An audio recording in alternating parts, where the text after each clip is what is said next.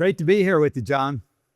Pleasure to be here as well, Greg. So we've been LinkedIn connected for maybe a year now. When I first saw the press releases on the Populous Denver, maybe it's longer than that now. Yeah, How does it track? yeah, about a year almost to the day. There. Yeah. Well, congratulations on that. Thank you. And then since then, I've gotten to watch what Urban Villages is doing. You've opened a new property in Seattle. I believe that was a retrofit, whereas Populous Denver was a new build. That's correct. So that changed the trajectory of some of my questions in a good way. So first, I wanted to ask you to share a little bit more about you. I mean, you guys have been doing a lot of different things at Urban Villages, and now you're in the hospitality hotel development operating space in a formidable way. So what was your journey leading up to, and what prompted that particular move to get Populous started? Yeah, no, it's a great question. We just celebrated our 20-year anniversary. So we've been developing, investing, and creating great places for the last 20 years. And predominantly we focused on housing, office, retail. And our main focus is in developing projects that are better for the planet without compromising our return on investment. So we're a market-driven firm, but we do extraordinary projects, especially when it comes to environmental stewardship.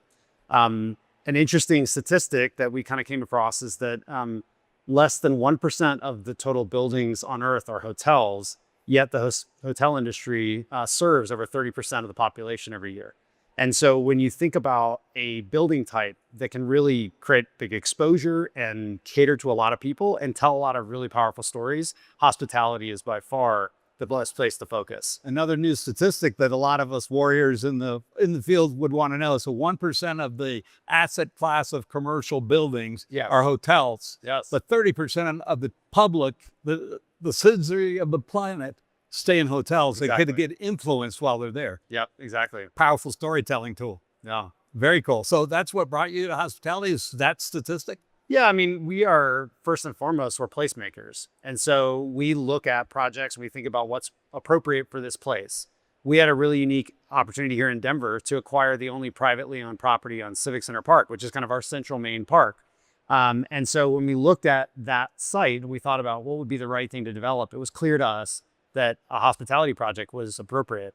We're very close here to the convention center, only a few blocks away, but we're also right next to the Denver Art Museum. We're right next to a lot of residential density and office density. And so a great location to be able to kind of tap into both local demand, but also visitor demand. And so then that led us really to think about hospitality for this site. And then from there, it was just in a journey of exploration. Well, the fact that you lead with market and looking at your company portfolio, you got a lot of horsepower in the finance sector, and yet you're showing improving that, sustainability is profitable, right? Yeah. So that's great leadership. And I think we all need to see it become the norm, not the exception, right? Absolutely. I think that's the goal.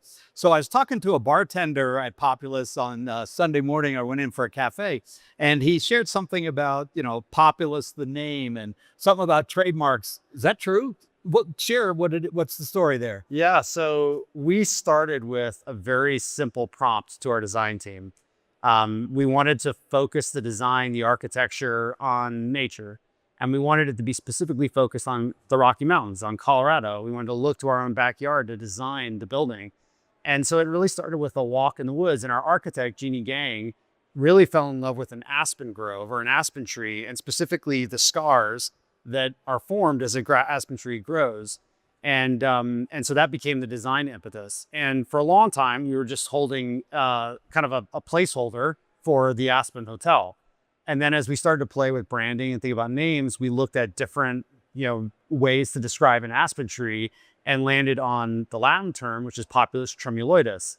And so then that became the standing name Populous, and ultimately became the hotel name.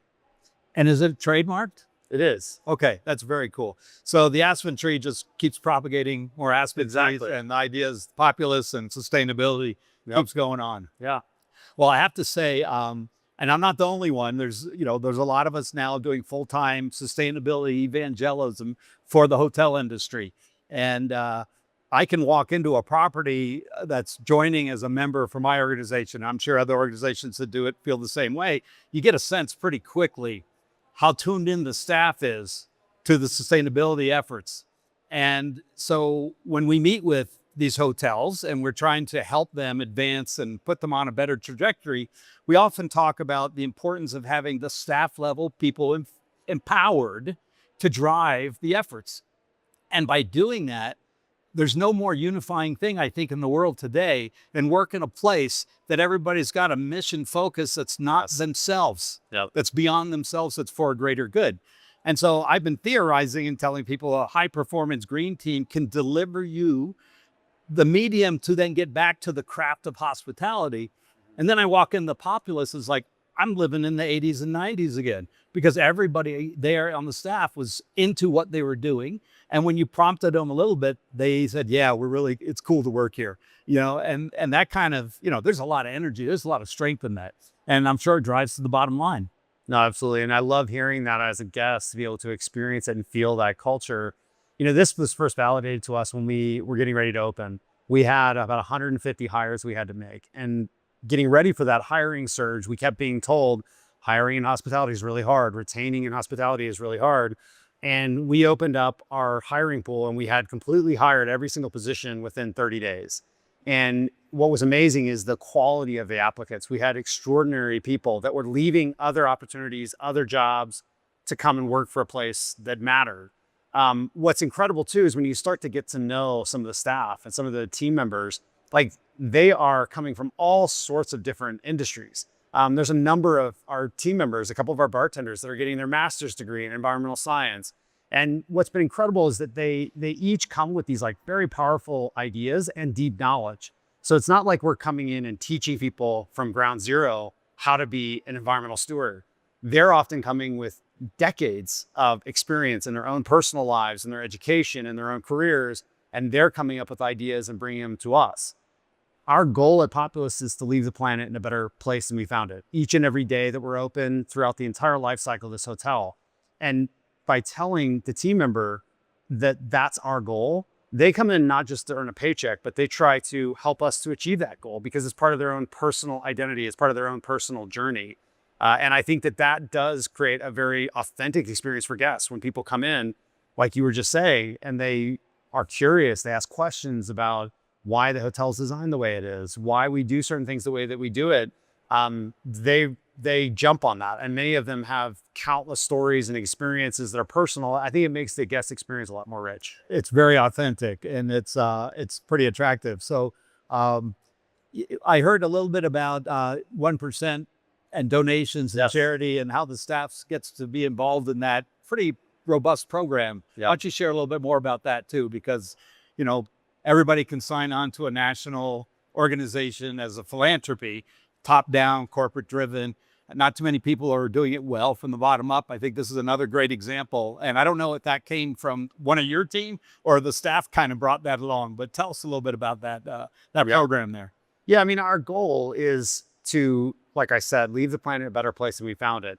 And that was our kind of calling card throughout the whole development process, in trying to make sure that we were picking the right materials, that we were building it the right way. But we also realized that the operational footprint, after we open, we have to continue to invest in nature. And so early on, we committed to 1% of all revenue donating back to the planet.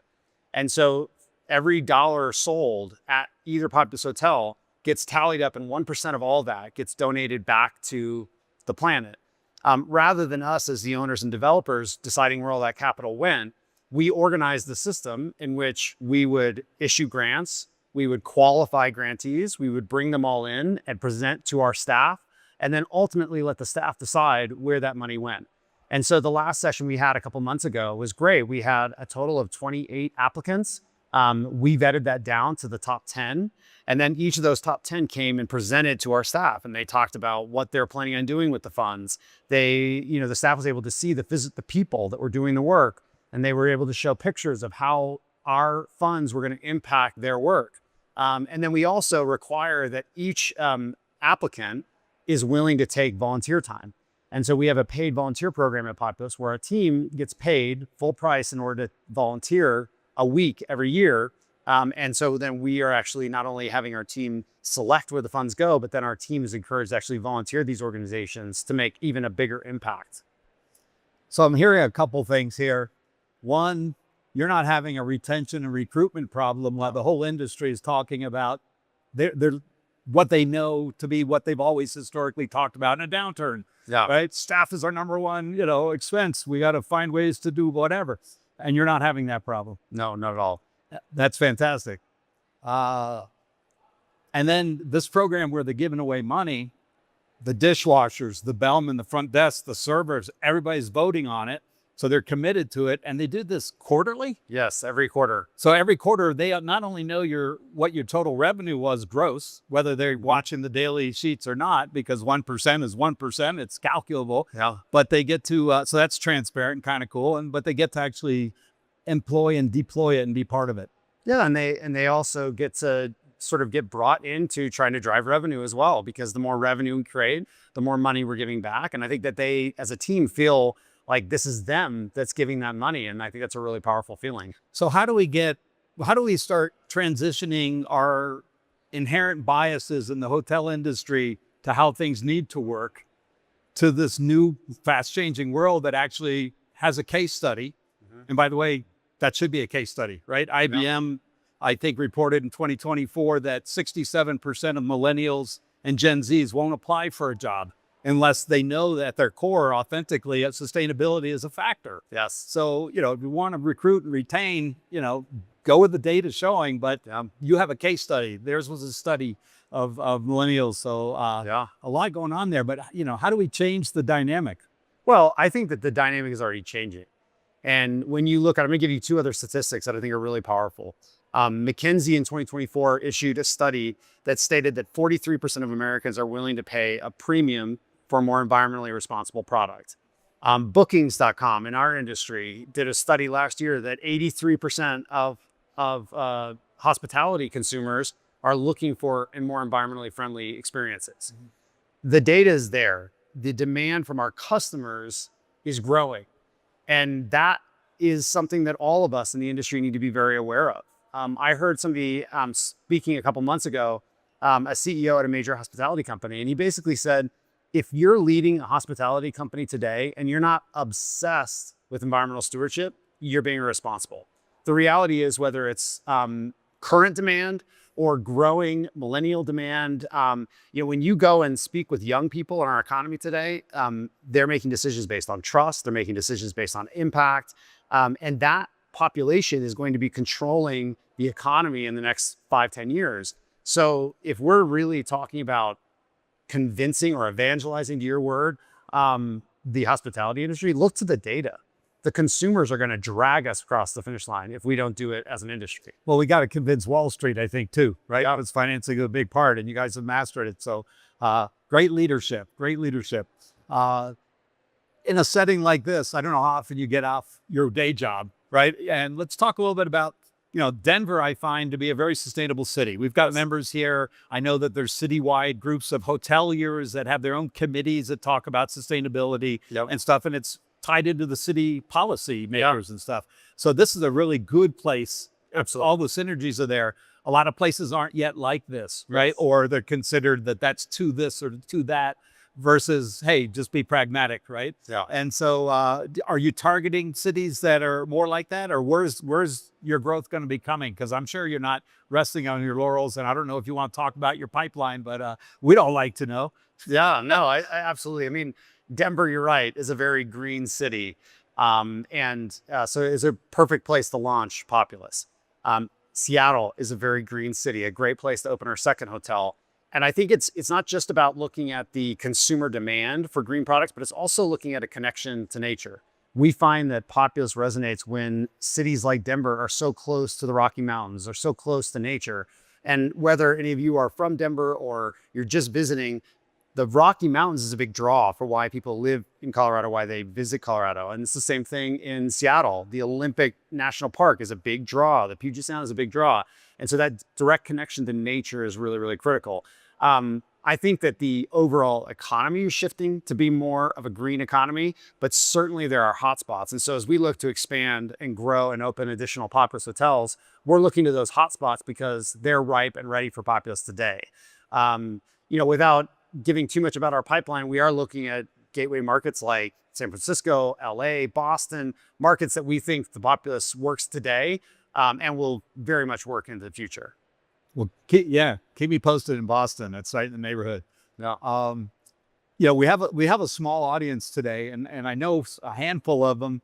Maybe we can open up for some questions Sure. too, and see if anybody has any thoughts or any comments they want to make. Only because again, it's a smaller audience. So, anybody from the field want to offer a comment or have a question? Yes, sir. And we can't hear you very well, so you're gonna have to speak up.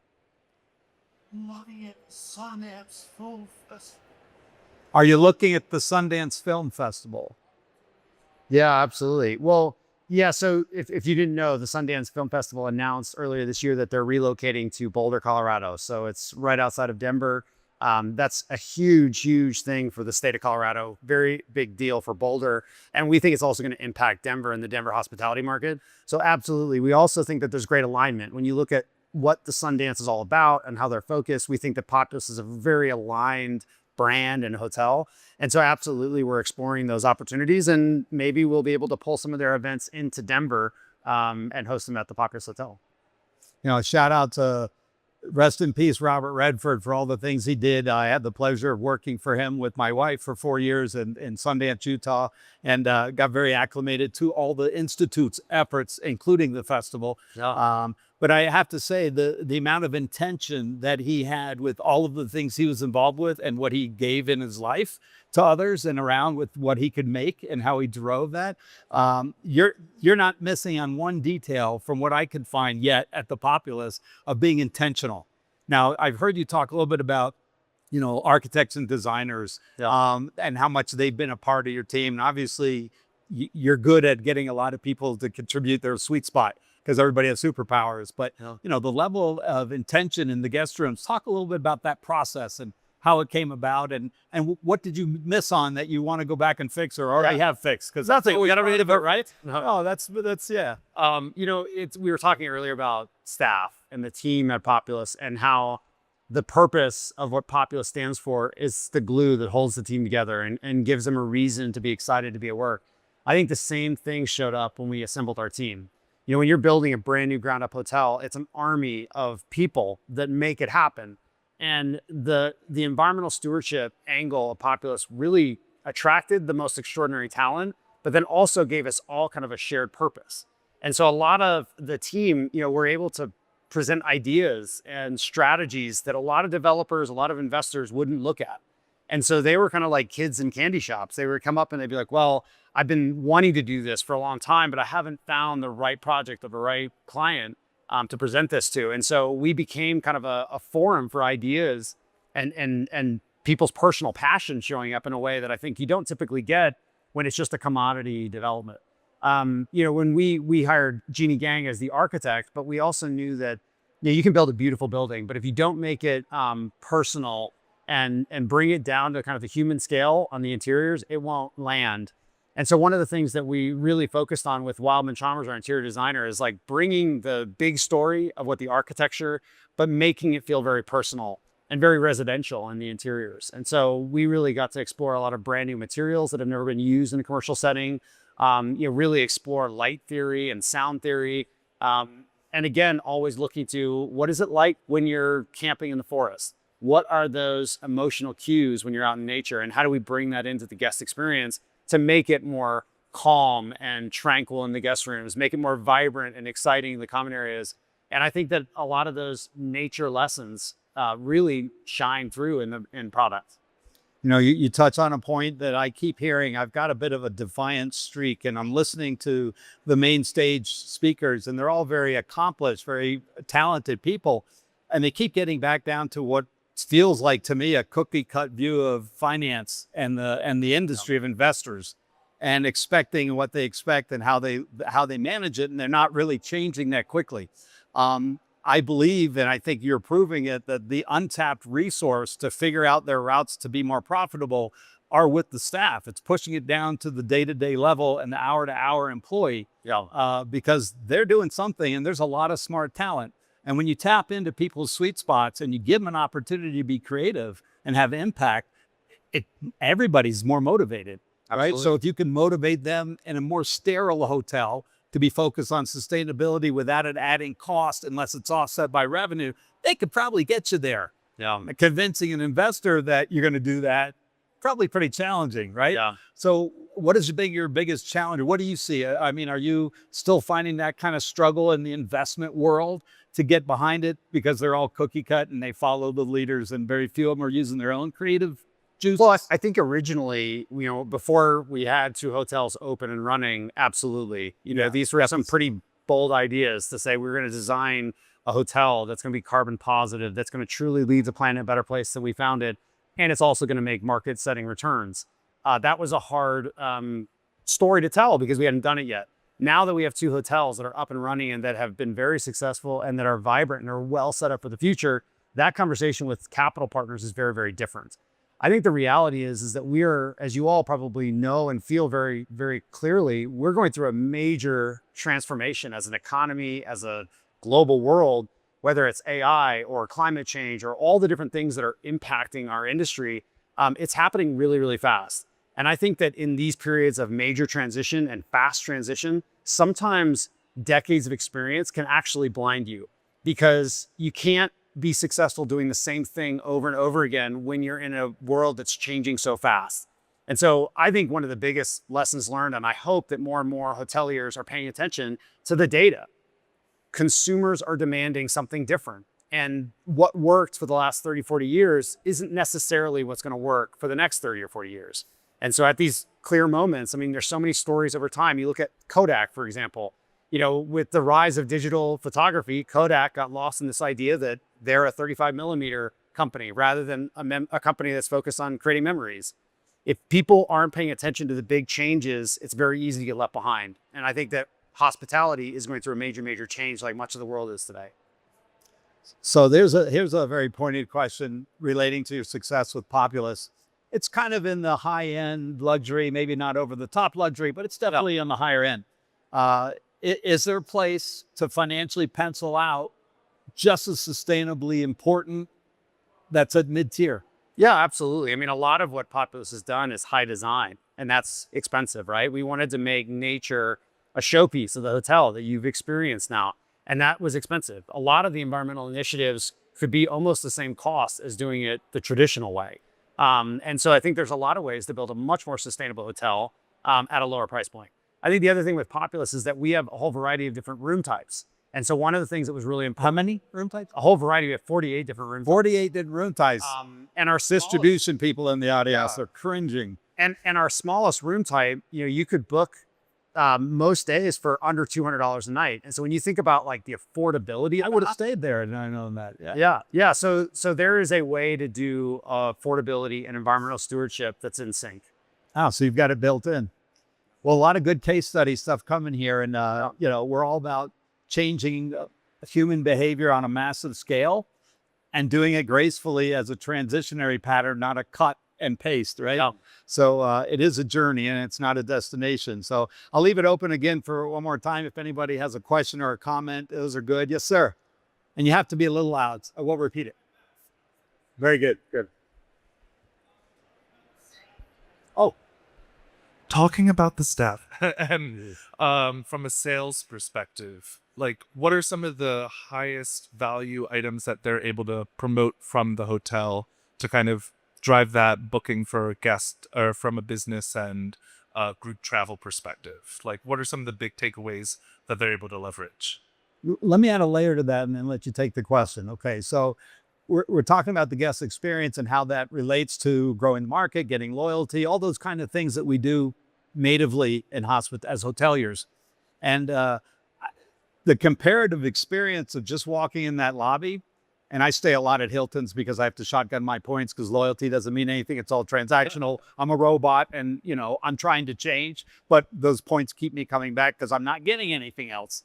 But the deterioration, commoditization of the experience, and please don't give me another plastic bottle of water. Know that I won't drink it, right? Whoever came up with bottled water in plastic, it's only been 20 years that they give it away as a loyalty thing. You could take it away and you probably wouldn't lose much, but that's just my opinion. So, add that to the question. Yeah, no, it's a great question. And, I'll give you a very concrete example. When, we're only 2 blocks from this convention center where we're at right now. And so we're constantly competing for big group business. And, we have a lot of ideas as owners, thinking about how could we communicate our message to those big groups. If we don't do anything, we're sort of competing on price, location, the typical kind of bid process for big groups.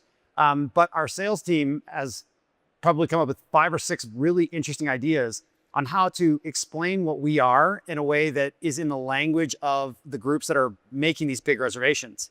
An example of something that they came up with recently was, most publicly traded companies have ESG mandates or environmental stewardship mandates. And they often, when you look at their shareholder reports, they're talking about financial, but when it gets to the ESG reports, it's a lot of missed targets, a lot of missed goals. And so one of the things that we're working on right now are tools in which we can communicate to these companies how their footprint, when they stay at a Populous hotel versus a Hilton or a Hyatt or some of the more traditional brands, is less. And then actually creating scorecards so that when they have a group of 100 people that come and stay at Populous, that we actually provide them a carbon tracking toolkit that allows them to have something that they can actually put into their shareholder reports. And so part of this is, it's coming from the team themselves because they understand what a wonderful thing Populous is. They believe in it. They're passionate about it. And if they just kind of go about their jobs in the typical standard pathway, we just look like another number on a sheet. And so how do we pull ourselves out and really explain why we're different in these big group bidding processes is critical coming from the people on the ground. When it comes to sort of the guest experience and all these things, I recently read a book called The Power of Moments. And if you haven't read that, especially in the hospitality industry, it's a really compelling book. But one of the things that it talks about is, we are often as consumers in autopilot. And if you think about all the various hotels you've all stayed at, if you are getting exactly what you expect, you don't even notice it. It's only when you experience something that disrupts that pattern that you take note. And so we often focus at Populous, like, how do we give you everything that you need as a guest? We don't want it to be a disruptive process that's hard to navigate or that you feel guilty or uncomfortable. We want you to have everything you need, but we try to do things in a way that are surprising you so that it kind of breaks your norm. And when we do that, what's amazing is that the guest feedback is extraordinary. Even if we screw up a bunch of things in their stay, we lost a reservation, whatever happens. But when we have these moments of wow that kind of disrupt what they would expect in the industry, guests will give us 5-star reviews and say, hey, well, they dropped my reservation, but this, and this happened. And I've never seen that in a hotel. And it was extraordinary. And so those moments of disrupting what you would expect, we're about to be certified for zero waste. We're trying to basically have nothing that's not recyclable or compostable in the building. That's something that shocks people when they learn about it. And so those moments kind of define their experience and kind of pull us away from the kind of mundaneness of sameness that so much of our industry has fallen into. And I got to tell you, while you're in Denver, go check it out. Just go to the coffee shop. If you want to feel a street vibe environment, you can tell all the regulars that are walking there or driving from the neighborhoods that are in there, just bringing new people in and wait in line to come check it out because they're so proud to show off this very cool thing. And people like to complain F&B can be something that's a loser. Well, it is unless you make it a winner, and you can't do it without local appeal in an urban environment. So you're doing that very well. Last question that I have is, you have a management company. Yep. That's doing your portfolio so far, Aparium. Yes, that's correct. And looking into them, they're really specializing in unique boutique hotels. Yes. If they're branded, they're so soft branded, I can't tell looking at their footprint. Yep. How did you find them? Did they find you? Is this a long-term marriage? Is this dating? Where are you guys? Yeah, we went through a very exhaustive search because, as you know well, it's there are a lot of operators out there, and they are good at some things and not as good as other things. And we wanted to find a hotel operator that understood what it took to create a new brand. We knew that we were creating something that didn't exist. What it took to create extraordinary food and beverage. As you said, our pro forma, and we're tracking this, about 60% of our food and beverage sales are coming from the local community. So we needed to make sure that we weren't competing in just the hotel industry, we were competing in the local food and beverage industry. And so we needed to find an operator that was extraordinary in that sense. And also an operator that was flexible with us as we tried to test out different programs. A lot of what we're doing has never been done before. And so we needed an operator partner that was able to be flexible with us. So we went through an exhaustive search. We found Aparium and couldn't be happier. We have them for both of our hotels, and we expect to grow with them. Well, empowering people's superpower. You can't ask for more than that. Yeah. John, thank you very much. If you got a few minutes, I'm sure people would like to talk to you if you're going to be around the conference. Thanks everybody for coming, and enjoy the show. Thank you. Appreciate it.